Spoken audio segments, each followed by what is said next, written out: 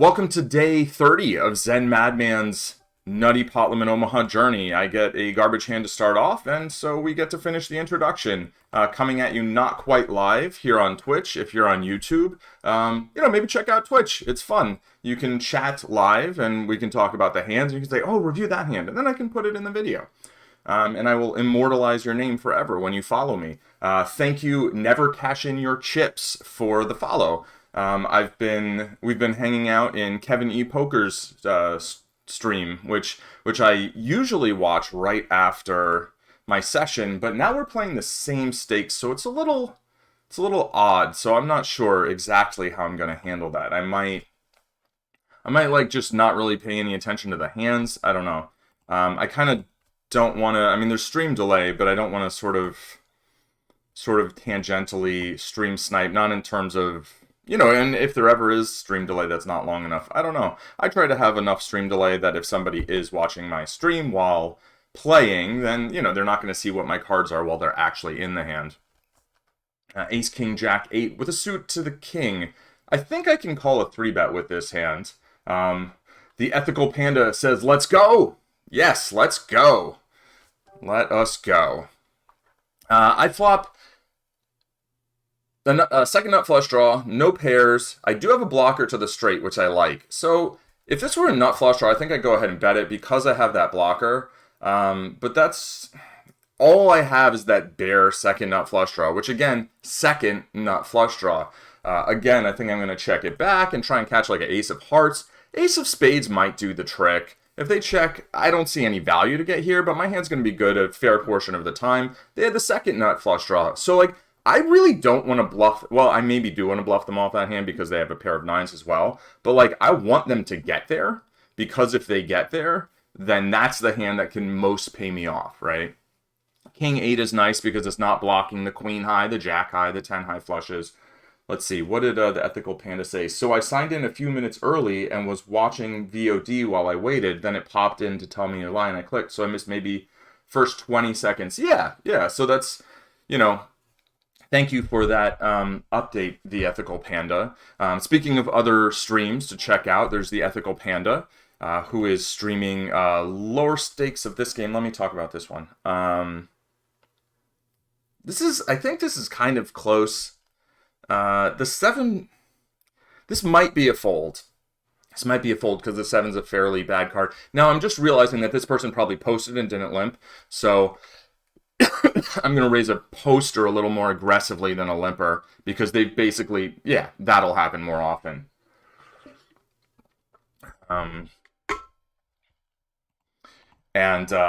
So, the Ethical Panda streams PLO, like PLO 10 right now. We're working together. I'm trying to help them, improve their game. And they do a combination of talking about the poker and talking about the various things that I talk about on podcasts with this same person, Matthew Fox. For a moment, I forgot which of the middle names goes in which place. So, I think it's Matthew Davis McCreary Fox, eh? Yes. We do a lot of podcasting. You can check those out too. Maybe I'll throw those in the video description on the YouTube channel. Anyway, King Queen 8. I am blocking bottom pair. I'm not blocking any of the flush draws. I'm blocking the good wrap. I think this is a check back. And the 3 is an interesting card. Now I have bottom 2 pair. My aces are totally irrelevant. So I should think what would I do with 8, 6, 5, 3 here? Would I bet it? I don't know. I think on the turn, this person hasn't shown much interest. I'm going to put in what I would term an inflection bet, where I'm basically saying hey, we're going to put this bet in. So far, these haven't worked out well for me on PLO, by the way. That's a really weird card. I think they're going to have a lot of flush draws. They're going to have Jack 10. I don't really see turning my hand into a bluff. Hands that I would want to get to fold would be flushes and straights. I'm not blocking any of those, and I have a lot of showdown value, so we check it down and we lose to a flush. So that's fine. Basically on the turn, I was let's put in a bet. I'm probably good. Maybe you'll fold equity. Maybe you will just put in, put in some money when you're behind, and then if you get there, I'm not going to pay you off. So I kind of liked that hand. Okay, 10, 7, 5, 5, double suited feels like This might be a little loose. No, it's double suited, right? It's double suited. The things connect. The razor so far has been fairly tight. There's a limper, though, as well. 7-5. This feels like I should have a wrap, but I don't. I have a double gutter, but I really have two double gutters. I mean, I have like a 10-7 makes a gutter and 7-5 makes a gutter, which both make the nuts. So I have a double nutter gutter. But against a full pot size bet, I don't think I have enough here, right? Getting all the money in. I have 8 outs to the nuts, but there's going to be a lot of redraws to those. Excuse me. If one of my 5s was like a 9, I would definitely get it in here. But I think this would be a little too light. Like, I like having the pair, but it's unfortunate that it's a pair of in the pocket. Ah, yes, the Ethical Panda has dropped the link in the chat for their stream. Go ahead, give a follow. They're getting close to being at 50 followers like I am, and it's very fun. You can subscribe now to not only on YouTube, but also over here on Twitch, or over here on YouTube, depending on where I am at this point. In the future, I'm here in YouTube. Right now, I'm here in my room 2 minutes before people watching me on Twitch. And yeah, and then give Kevin E. Poker a follow as well. Right now, we're like, after this, I'll try to do a raid. I'll try again. Yesterday, I forgot, and viewership was a little down, so it wasn't like I was going to be bringing a horde over. Okay, ace, suited ace, a lot of suited aces we're going to get to raise. The 10 and the 8 have some good connectivity. The 3 connects to the ace. I think this is fine to raise. Even with the tri-suit, it is suited to the ace. And if I have to pick one of these cards not to be tri-suit, it's the 10, because then I have, then somebody can make a 10 high flush, which could be like the second nuts if King, Queen, Jack comes on board. I have bottom pair. I have no flushiness. I have no blockers to flushiness. And I guess I had a backdoor straight draw that now I could come through with. But, yeah. We'll see. We'll see. This feels like a spot to give up. If I'm going to bluff here, I either want a strong read that this player is very foldy, or in terms of balance, I want some kind of blocker. They had... What the heck did they make? They made a pair of 4s. Oh, I just let them go and do that. So 5 deuce are fairly poor. I am suited to the queen, not the 5, so that's nice. If I raise, I'm often going to get cold called behind. The blinds have had a level of aggression. They haven't been 3-betting so far, but it's a small sample. Let's see. And after the limp, I'm like I almost want to play this more and less at the same time. I'm doing so little over-limping, and I'm really doing well with that, so I'm going to fold. This might be giving up some equity. I will mark this to kind of see whether my read about... I was going to open it in the cutoff, and then the limper, maybe that should actually... Like, if they're loose and passive, I don't know. Once upon a time, it was like, oh, we want to play more hands with certain... like against certain players, right? We would expand the range when somebody limps. But now it's more, I think there's more of an understanding like, yeah, we don't necessarily want to do that because so much of our value with our weakest hands comes from winning the blinds outright. But I don't know. If the limper is weak enough, I think playing more hands makes sense, but kind of an average limper, probably not. But not more hands, but just like certain types of hands. Hands like Queen Queen, where you can flop a set and set over set someone who's playing who's playing like any pair, and then you can make some good monies. And apparently the queens would have been good unimproved somehow on this board. It's actually, it's a hard board to hit. If I have 2 of the queens, hard to make a straight. King Queen Jack 7, I think I can raise this from the hijack. I am single suited. I don't know. I might be off here. Let's see. Kevin E. Poker says, "What's up, Panda?" Say hello. I'll move back up to 200 PLO. That way we can still hang out without being weird.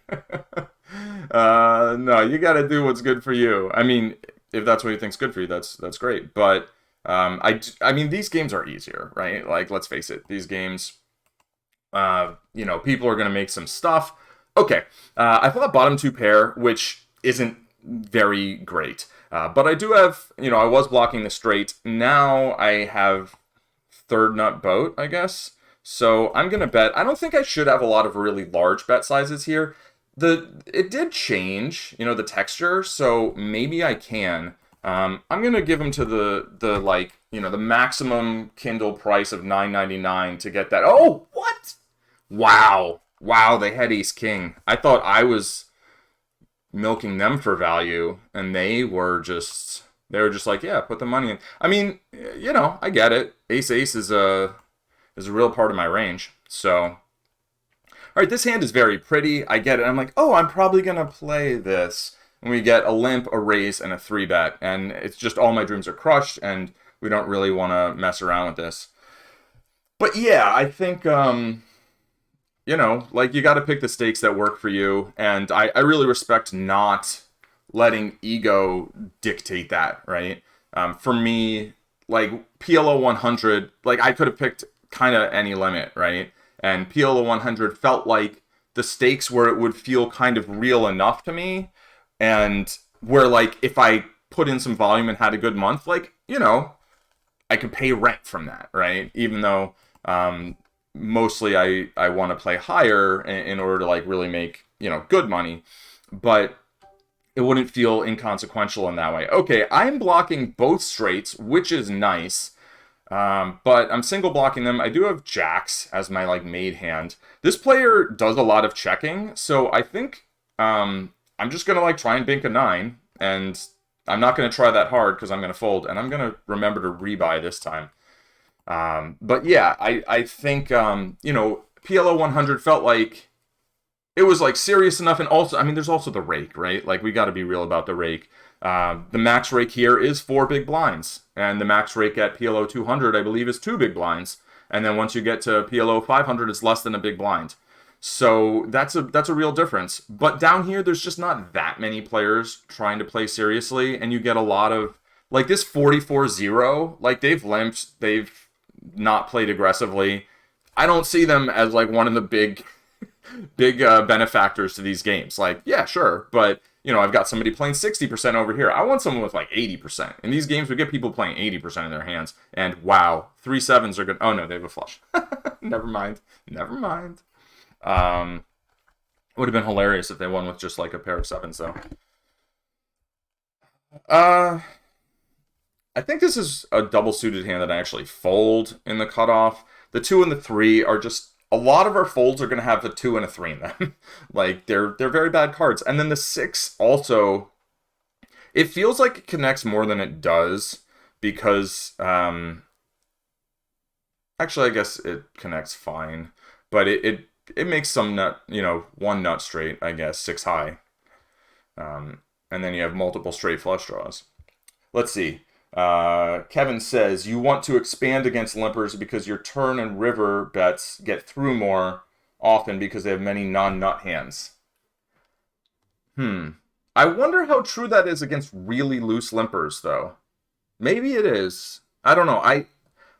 I do think bluffs work more in Omaha, obviously, against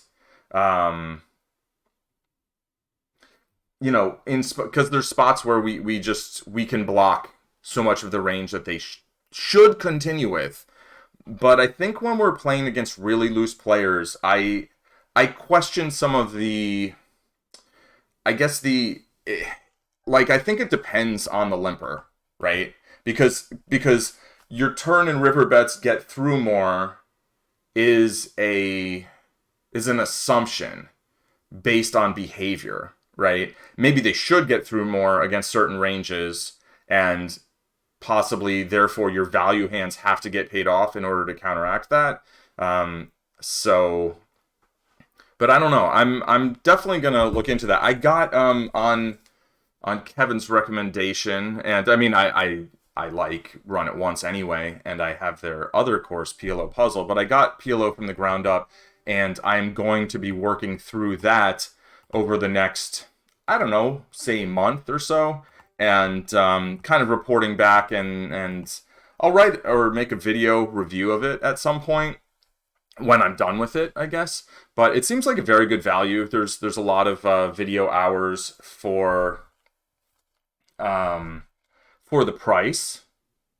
This person's open limping now, which is curious because they're 47.37. And you know, assuming the quality's there, which I have to imagine it is, I don't expect Run It Once to put out anything that's like bad or not high quality. So for me, I think it's more about, and for a lot of people, I think it's more about like connecting with the coach's style, right? Like there's some people that I have a harder time listening to for hours on end than others. Some people it feels more engaging to me. But regardless, and I haven't cracked it open yet, so that's not any comment on the actual content itself yet. I will report back, but I'm excited to do that. I'm looking forward to it. I hope it gives me more of a foundation. I feel like PLO Launchpad, which I have been using from um, Upswing, is it gave me what I needed at the time. All right, here I'm going to bet half pot. This is more of a blocker bet, right? But I have I have additional equity. Oh, I should have just jammed. They have like no chips. I have a gut shot, I have a flush draw, and I have an overpair, and I have a flush, and they lose. They had two pair. I had two pair, but I was only allowed to use one of them at a time. But let's revisit what was our equity there. Oh, display last hand. On the flop, we had 62%, right? So they were ahead, but we had 62%, so we were ahead. And here, I will raise this hand on the button. You know, it's all connected. It's all double suited. We can call a 3-bet. But so yeah, I'm not contradicting. I guess I don't know. I'm curious. I feel like there's things in poker that are definitely true, and people can say this is definitely true. And then there's other things that are more assertions, that are assumption based. Here, I think I can bet top and bottom pair. I've got two backdoor flush draws and a runner, you know, backdoor straight draw. I pick up flush draw, the worst of the two. This player's kind of aggro. I don't think I can keep betting for value. Jack 10 got there. Ace Queen got there. I might call a river bet, and if I make a flush, that'll be... So now I make a third pair, which isn't super helpful. Both wraps came in. I have top and not great pair. At this time, I generally just see all the things that beat me, and I feel like being kind of tight in these spots has served me well in this game. This is the sort of fold that I'm just going to make and not worry about it too much, but I think is the sort of fold that could get me in trouble at higher limits, where I think it's kind of exploitative. Suited to the ace, I would definitely raise this. This might be a raise anyway, but I'm going to fold. Wow, so far I've been playing like 47-42, and there might be some hands that I shouldn't have opened that I have. But I also folded some hands that I thought maybe could be opens. So sometimes you just get the cards. And a lot of hands I think have been dealt four-handed. I've been, what is it? A lot of hands I've been dealt in, you know, four-handed. I've been playing a lot of 3- and 4-handed. And I don't feel great in those games, but my results have been like identical to 5- and 6-handed games. Sample size is laughable for both, really. So, you know, I'm not really here to talk about results until I have like a lot more hands. I am certain I've been running good, which is nice because I spent a large portion of the last year running really bad. I'm pretty sure I was playing some other games elsewhere, and for a while I ran great in them, and then I ran bad, and it sometimes it's just like, let me try something else, you know. And the thing to me that's really attractive about playing online poker is there's three things, right? One is the opportunity to get a large number of hands in a shorter period of time. Like if I 4-table, which I'm not mostly doing now, I'm doing mostly like 3-tabling, 2 and 3-tabling when I'm playing off stream. I'm 1-tabling every day for a session to really be dialed in. And then I'm 4-tabling like when I'm kind of trying to table select and when I feel good. But I can get 200, 250 hands an hour. Live, that would take 6, 7, 8 hours. That's a session live. That's an hour online, right? So just getting to see situations over and over and over, I think, has a lot of value. I think I want to make the 3 like a 5 or a 7 in order to play this hand. It's possibly playable. I think someone's going to come in, though, probably. This player's loose, yeah. I don't want to play it against a limper. This small blind complete spot has me a little... I don't have a firm, like, this is how I'm approaching this spot. Mostly, I think mentally, just thinking about it, I want hands that that can make the nuts, which, like, always we want that in Omaha, right? But on the button in heads-up pots, we can get away with second nuts, we can get away with nut blockers. Out of position, multi-way, like, I think we just want to make the nuts. Or other hands that we're going to be able to play really confidently. Particularly at a high SPR, right? These limp pots are very high SPR. So we need increased nuttiness out of position, and that high SPR magnifies our positional disadvantage, which is not great. The second thing that I really love about playing online is, and this is one of the reasons I didn't move to Nevada, because they don't allow tracking programs.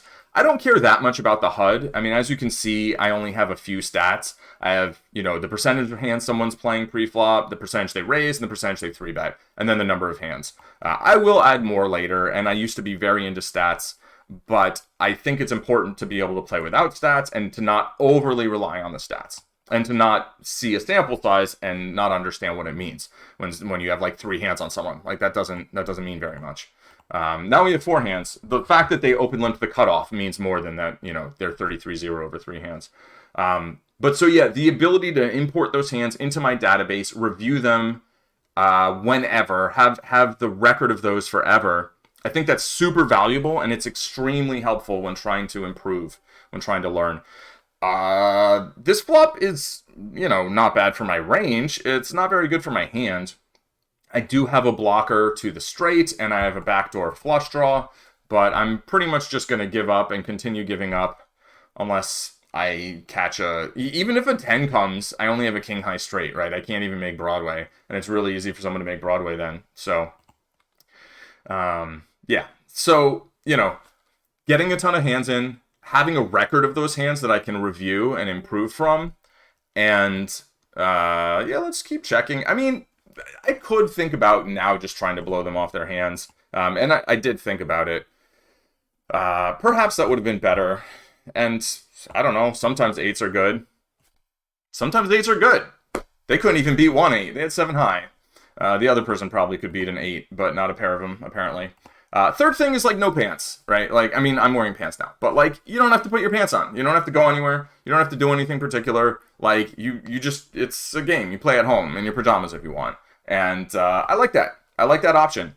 I could roll out of bed and play. And granted, the casino is like 5 to 10 minutes from me, depending on traffic. So, and I've thought about walking over there, actually, and that would be a good way to get some exercise. And maybe I'll do that sometime down the line. But, like, right now, I just want to play a lot of hands. I want to get really good, and I want to study those hands, like, every day. And I've been doing that, but I haven't been doing it as much as I want to. Someday, we're gonna do a collaboration stream. And we'll do some hand reviews, I think would be, if you want. But I think that would be, I'm talking to Kevin, because, like, Kevin's, like, the last several things in the chat. But, and Panda, maybe we'll actually, tonight, is it Tuesday? Yeah, at 7:30, right? Pacific time. The Ethical Panda will be playing some PLO10, which, understand, it's PLO10, right? And then towards the end of that, we'll do some hand reviews. And I find it actually helps me a lot helping someone with their hands. And of course, I can use help with my hands for sure, right? I mean, you see, I try to be very open about all the things I don't know, which right now are a lot of things, but it's slightly fewer things than I didn't know 30 days ago. I looked back and looked at, like, my day one videos, and I'm like, oh, wow, like, I definitely have a better handle on this game than I did then. But at the same time, still huge way to go. Tons of things to learn, always. Let's see, let's catch up on the chat. Of course, the answer to every poker question is it depends. Yeah, like how do you play 24-hour sessions with depends? Where it depends, I don't know. We're gonna call queens with a king 10. We've got I think this hand plays well out of position. I could 3-bet it, actually. It could potentially be a decent 3-betting hand. I'd rather be double suited if I was going to do something like 3-bet. This flop would be better for my range if I had 3-bet, but as it is, it's terrible for my hand. It's, best for the pre-flop raisers range. They should be betting a smaller sizing here, is my understanding. Yeah, it's a big multi-way pot, but, they've got all the ace-ace of any of us, and there's just no draws on the flop, except for like 3, 4, 5, the wheel wrap. What's a wheel wrap? Is there like a car term for that? Because I think we could have just coined another expression there. Let's see. Kevin says, congrats on the investment. From the ground up is legit. Awesome. Yeah, thank you for the recommendation. I'm really looking forward to checking it out. I would have backdoored them. Wow, they bet that with okay. So the thing about, I'm going to mark that hand because I think it's kind of interesting, actually. And it's, there's pre-flop, like what do I do with my hand, which I think my play had to at least be fine. This doesn't look very good. But yeah, we'll get back to that hand shortly. It'll be towards the beginning of the review because it'll be towards the end of the session, which I feel is flying by. We both know enough to know that we don't know anything. Yeah, for sure, right? I think, if you don't know anything about poker and then you read one poker book, it's like, oh, I know everything about poker because this poker book's titled How to Crush Poker. And it's like, so clearly now I know how to crush poker. I mean, maybe you know how to crush particular games. Like, I read my first poker book and it was like, play tight, play aggressive, bet when you have it, fold when you don't, bluff occasionally. The end. And I went and I did that and I made money because nobody else I was playing with had ever read a poker book, much less even, given any considerable thought to like how to play poker. The deuce. I hate the deuce. This, 3-card hand against 2 limpers, maybe it's playable because the queen jack jack with a suited queen is pretty good. All I know is that I started folding like this, hands like this, in these kind of limp spots, and my results got way better. Now, variance, LOL sample size, and all that. But it feels like that was a part of it. That it wasn't just, it was, I don't know, just by not getting in a bunch of hands with hands like this, I feel like I am getting, like, I'm just not putting myself in these stupid situations where I flop a set, but I don't have anything to go with it. Now, there's a lot of good flops for this. Like, this is an okay flop, right? There's nothing wrong with this flop. I have an open-ended straight draw. I have second pair, right? I can beat middle pair. And I have a backdoor flush draw. But, like, if the deuce were suited, I'd have 2 backdoor flush draws. If the deuce were an 8, I'd have...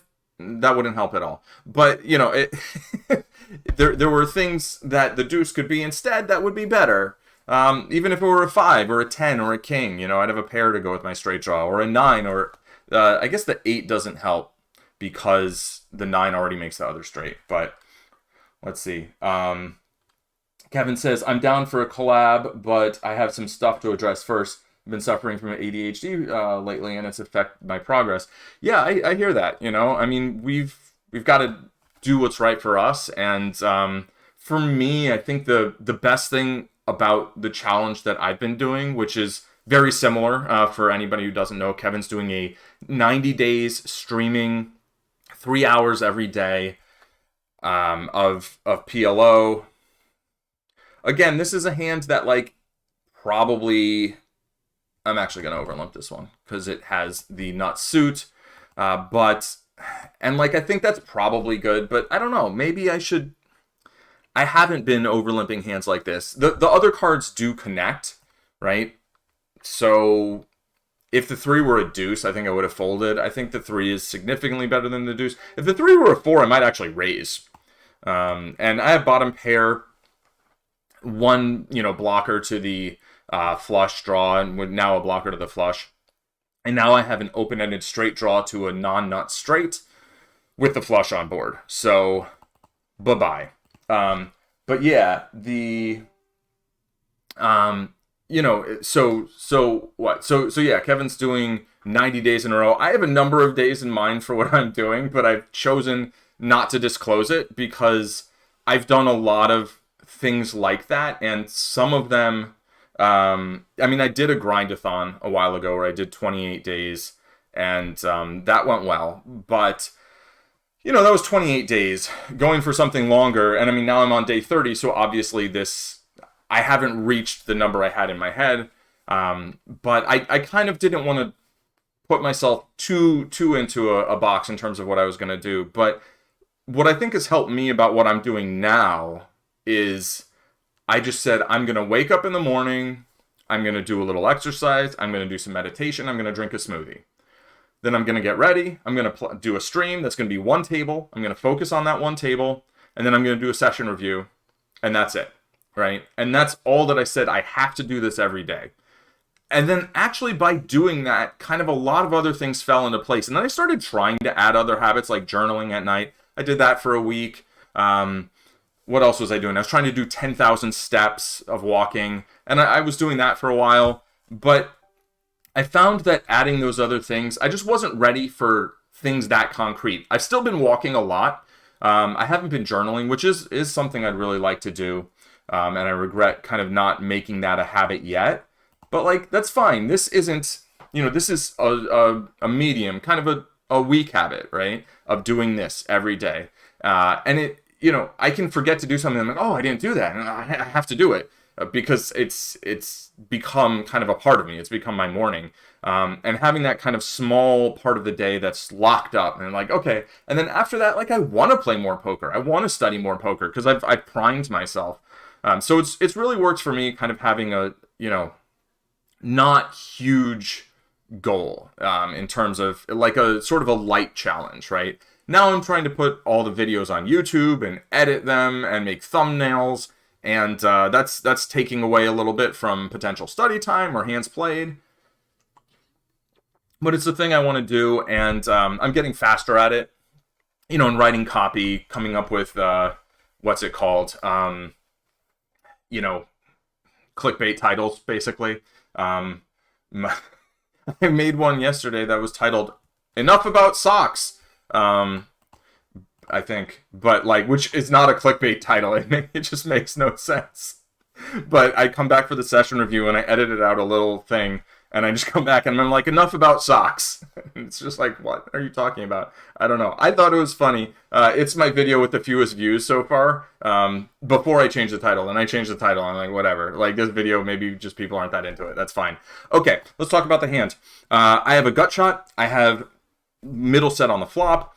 I think my hand is very likely to be good here. However, this player is one of the players most likely to have 4 or 5. I'm going to call if the board pairs again. If it's like a king or a 6, I'll probably just flat the river. If it's a 5, I now have the second nuts. So I have a straight. Somebody needs exactly 4-7. And nobody ever shows up with 4-7, right? Nobody ever like makes a straight with 4-7 and then loses a huge pot to like, anyway. Too soon? Too soon. I'm going to fold. I mean, I have the second nuts. I'm basically hoping to chop, right? And this person certainly can have 4-7. So I'm putting in 20 to win 10, basically. And maybe I can scoop. Like, there's a non-zero chance I can scoop. But I just think this person very likely has the 6-high straight. And there's a chance that they have a 7. And, like, they have multiple other cards to make a 7. So, I'm just not... I got better at this game, specifically PLO100 on Ignition, when I stopped worrying about getting outplayed. I think the worst poker I play, because I never like tilt and just like play tons of hands, and sometimes I play a little too loose when I don't really know what hands I'm supposed to play, but once I know what hands I should play, I just play those hands. That's never really been a struggle for me. When what I would call the closest thing, like the sort of tiltiest that I can be, and this does seem like a decent overlimping hand. I've got 3 connected cards, and king high flush potential. But the the thing where I'd say emotions and like second guessing, I'm just gonna fold. I have top pair, yeah, but like whatever. There's straights. I'm blocking the one straight. But against loose passive players, I want a hand I can smash them with, or I want to have like really good blockers. Maybe like a pair of sevens there, or a pair of fives. Is like the fear of getting outplayed, particularly when moving to stakes that I don't have a track record of. And I think when I overcome that, and like when I just say, what do I think I should do? You know, and I don't care what somebody posting on a forum thinks I should do, whatever coach thinks I should do. I think I should raise this though. I think I would open this in the cutoff with the ace king and a suit to the ace. The 9 and the deuce are fairly tragic cards, but I think I can raise this anyway.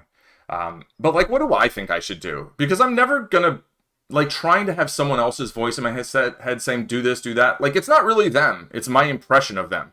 And my impression of them isn't going to be super accurate. It's got to be something that I've internalized that they've said, right? Something that I've learned, and then using.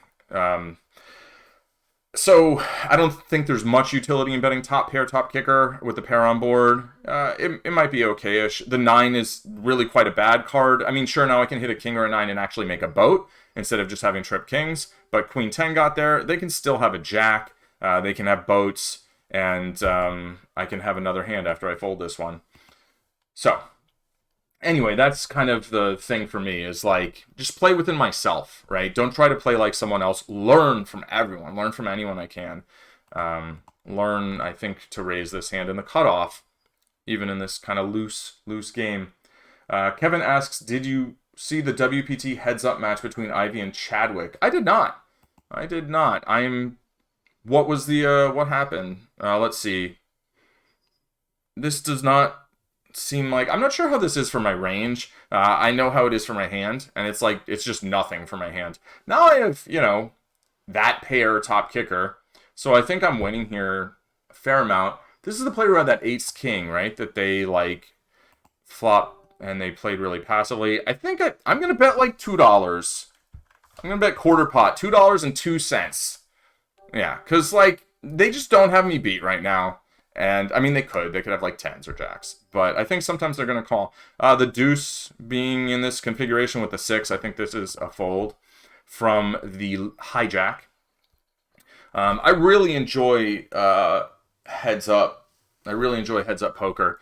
I think it's probably more fun to watch than full ring.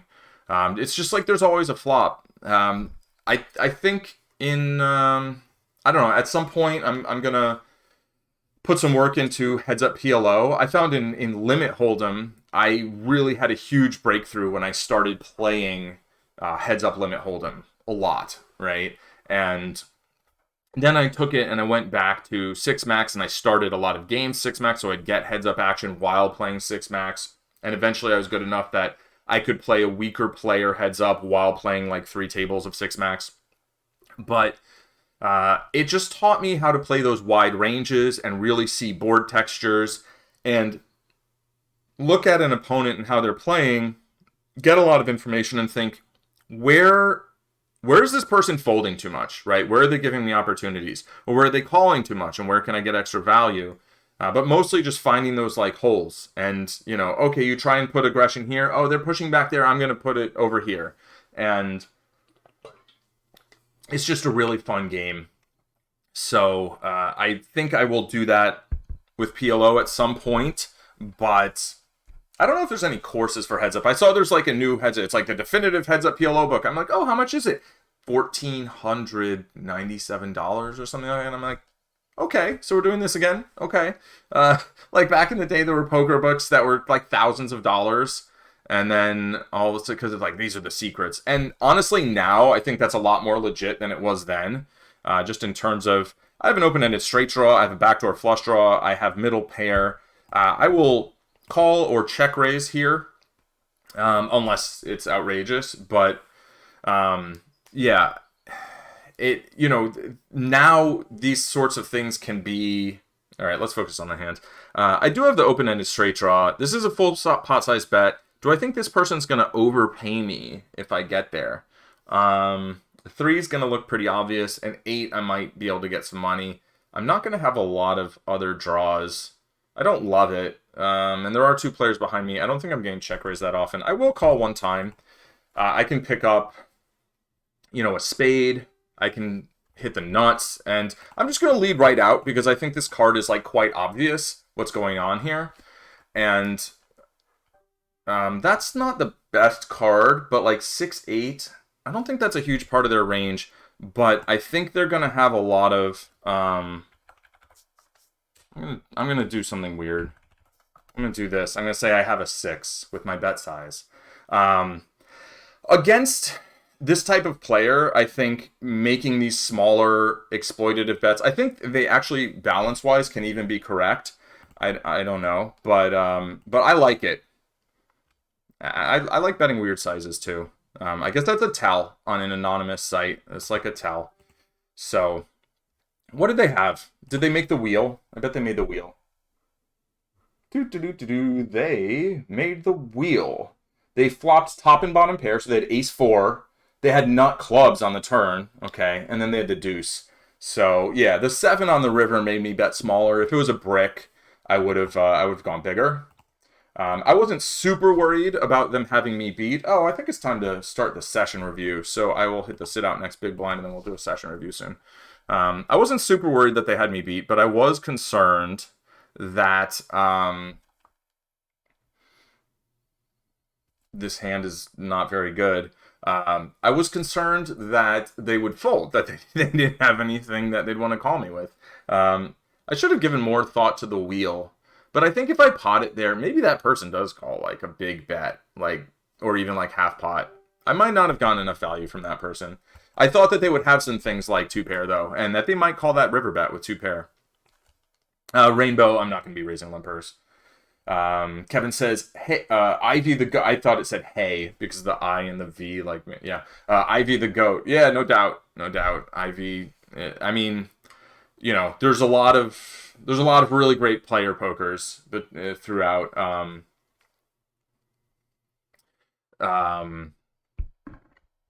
throughout history. And, there's people now who, understand the game in different ways, right? But Ivy, in terms of that, just look at you and just know what you're doing, and like, I don't know, he's just got something special for sure. And got totally robbed by Borgata and wherever else when I mean, I don't know, there's some like sort of shady things about that story, but like, I feel like if you're a casino and you lose, like, you're supposed to lose sometimes. Freaking don't let someone have a private dealer and like request them to do things with the cards just because you think they're a fish for your casino. Like, give it a little more thought. That's on you, dear casino. And then the court's backing them up, I think was super gross. Ace king with an 8 and a 3. And the hijack maybe, but I want to be suited to the ace, maybe the king. Session review. Ace king 8-3. This is just a little checkup. This is just in the hijack. I fold this hand, right? Do I fold this hand? Yes, I fold this hand. Even suited to the ace. So ace king 8-3. Single suit is fold from hijack. Period. Good suit or bad suit. So that's it. Good suit, it's close. We want a 4. I'm not going to take elaborate notes this time on hands like this. I've been doing that in the past, but I can do, if people like that, I can do more of it, but like kind of describing what sorts of hands. All right, here, this hand is more of a review sort of hand. So ace 4-5 with the straight draw, and the backdoor flush, and a pair of 5s. I mean, I can make some running boats. If I just had the 6-7 and absolutely nothing else, like 6-7, it's hard to even not have anything else, right? Deuce doesn't help, right? Because a 3 would already make a straight. 6-7, deuce, queen, with no spades, no backdoors. I think I probably fold this, but having a backdoor flush draw with a pair, I think that makes me feel better about this call. I spike a 3. I go ahead and bet for value. I think going big here makes a lot of sense. They can have a set. They can have a smaller straight. They can have clubs with something. And I could try and check raise against a wheel. And if like they turned their cards face up and I saw them, but like they didn't tell me what they were, like I'd be like, hey, you're showing me your cards. Don't show me your cards. But like if somehow I knew that they had a wheel, I might go for a check raise here because I think a player like this probably bets it, but I'm not sure. But yeah, the 3 is just like so obvious that if somebody has like ace 5 or 4-4 or whatever, I think they're going to check it back. So I go for the value. And then here on the river, I didn't think I could go for big value, so I went for thin value. I just put 3 6s in because a 6 is part of a straight, and I don't know. I thought they'd be like, what does that mean? I want to know what that means. And they called. Maybe they wanted to know what it means, but it's probably just because they had a straight and they called with a wheel. So I don't know. Sometimes, you know, you got to make your own fun. Okay. And as always, if there's a hand that you like more depth on, let me know in the chat or on YouTube. You can please include the timestamp. It'll make it a lot easier for me to find it and go back and see it later. And also the cards I had. So my question here was big blind, squeeze spot versus cutoff. What do I do with this hand? I think double suited, this might even technically be a fold, but I think folding this would be horrible in a game like this where I'm potentially going to have two people. This is definitely not, this is not even at all almost a fold. Yeah, so this is very clear call. King 10, queen queen, single suit is very clear call. Big blind versus cutoff, squeeze spot. Almost all queen queen single suited is cold call. With ace, we usually 3-bet, and with absolutely horrific side cards, we fold. E.g., 8-3, 6 deuce, etc. Okay, so I'm good with this in this spot.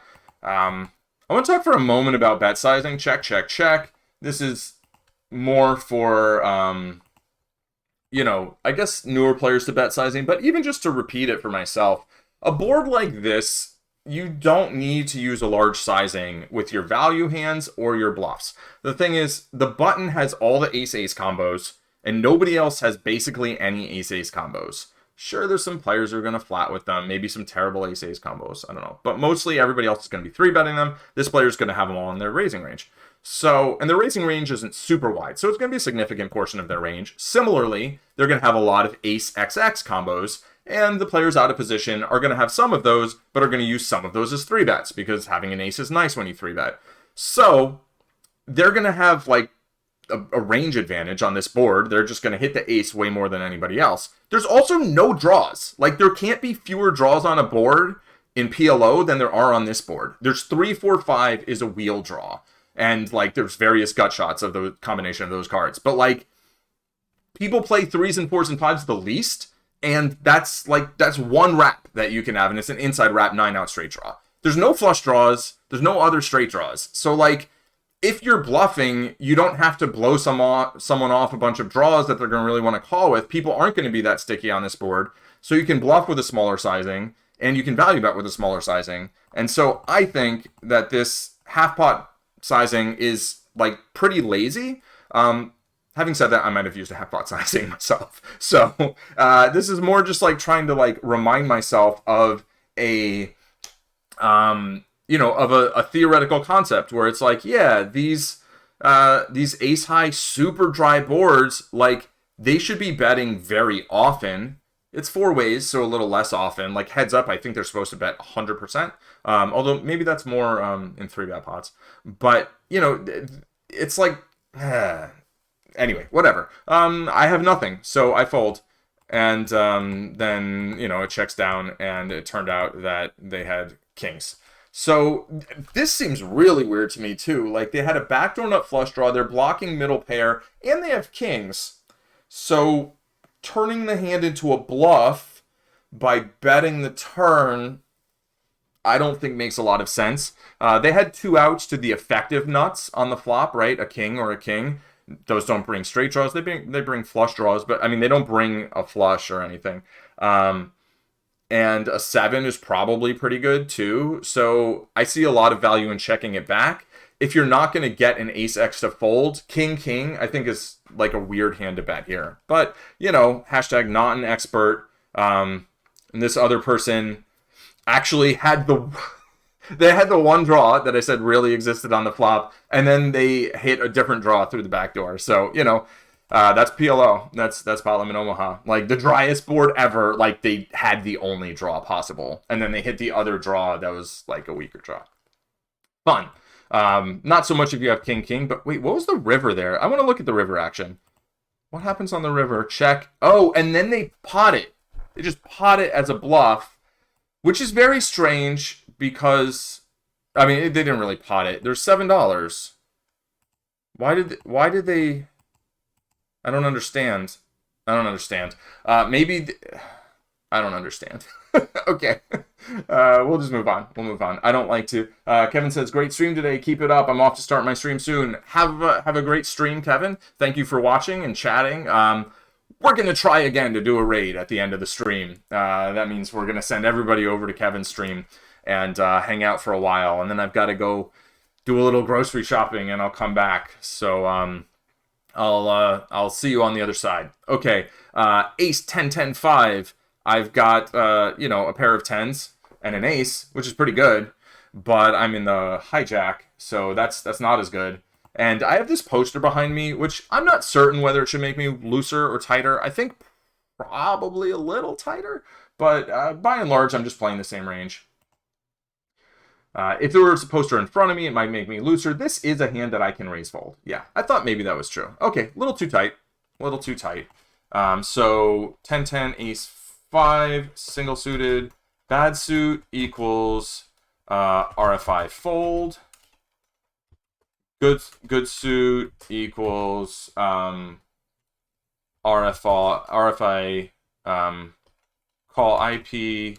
So fold out of P, call IP. That's, yeah, okay. Foop, sip. Sure. What else was is there anything else? Yeah, basically, okay, so 10-10 single suited, always RFI from hijack. We'll see in hijack, always RFI from hijack with ace or second pair, except 5-5. For some reason, 10-10, 5-5 doesn't want to raise in the hijack, but 10-10, 4-4, 3-3, 2-2 do. Yeah, okay. So I'm supposed to raise this hand, but if I get 3-bet, it's one that I can fold. So a little too tight, which is funny. Like, I was talking about how loose my stats were, right? Like 47, 42. But, like, that's just, I just had a lot of hands that I can play. Sometimes that happens. However, is this one of them? I'm not sure. I'm not sure. Having a little bit of an existential, like, do I raise hands like this? And the answer is no, like, very clearly no. So, king, queen, jack 7, single suited is fold in hijack.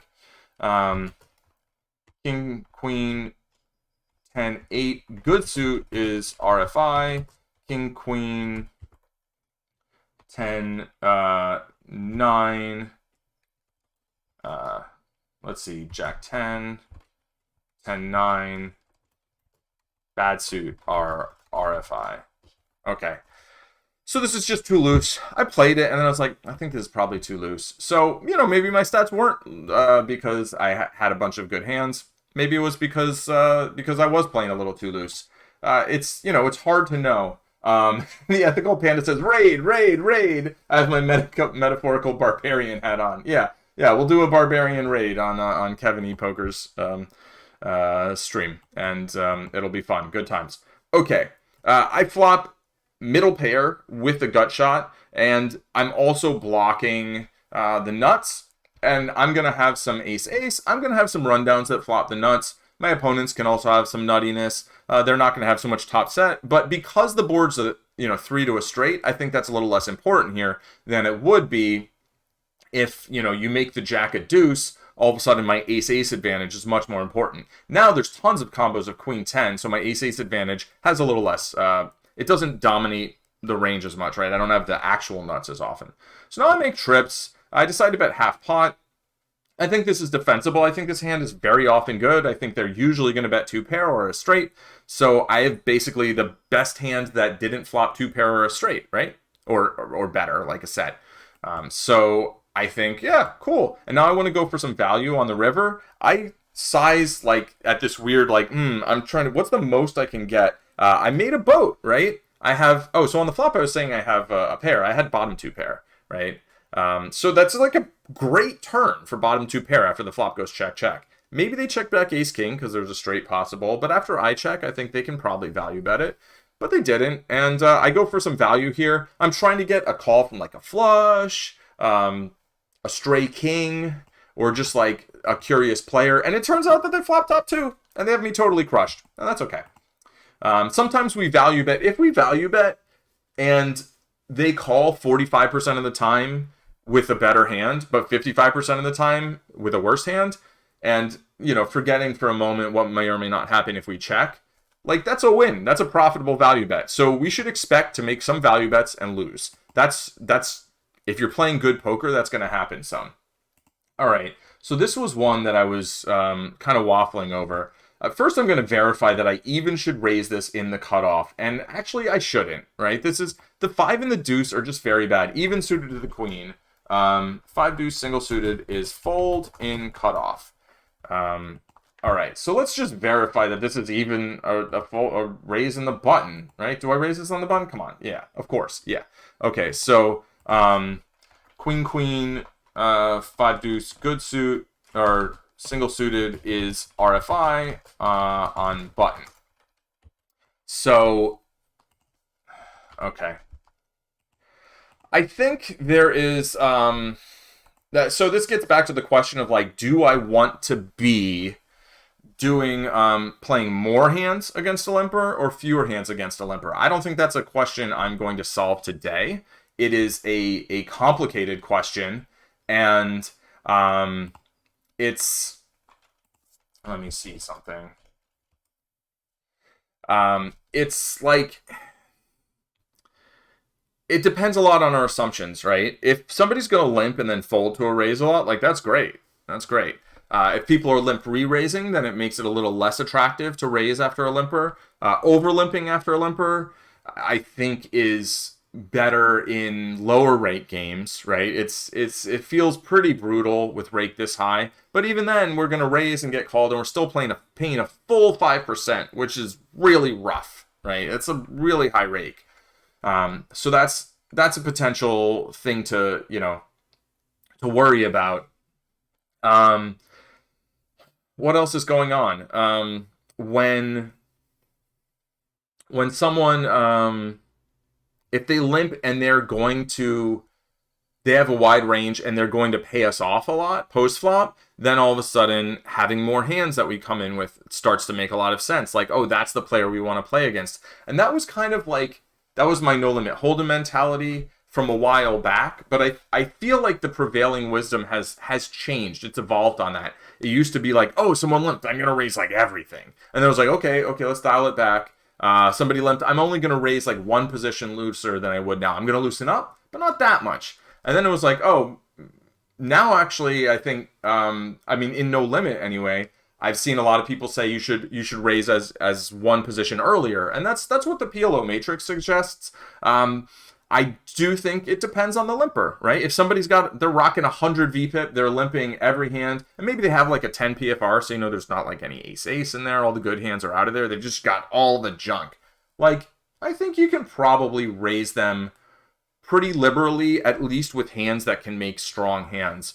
The idea of them folding more on turns and rivers because their range can't really sustain, they can't face these larger bets and survive, I think that's very interesting, and I don't doubt that there's truth there, but I think depending on, like, if we were to put them in solvers and like node lock for like, yeah, this person is not folding a flush, they're not a flush folder, then we are, it's different, right? It's like our assumption is that they're going to fold a lot of turns and rivers, but they're not going to fold a lot of turns and rivers because they are who they are.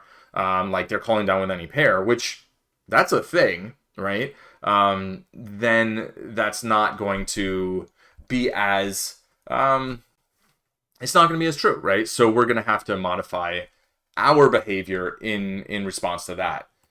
Let's see whether we are ready for the raid. We're not. The channel is not going yet. I could raid someone else at some point in the future when I'm not talking about doing a specific raid. Maybe I'll do that.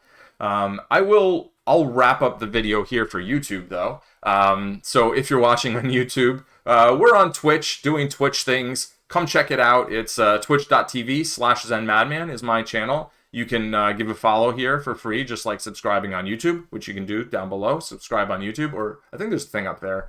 But you can also subscribe on Twitch, which if you have Prime, it's free. And if you don't have Prime, it's not free. But either way, I get ones and ones of dollars. And it encourages me to like make more content, which I'm heading in that direction.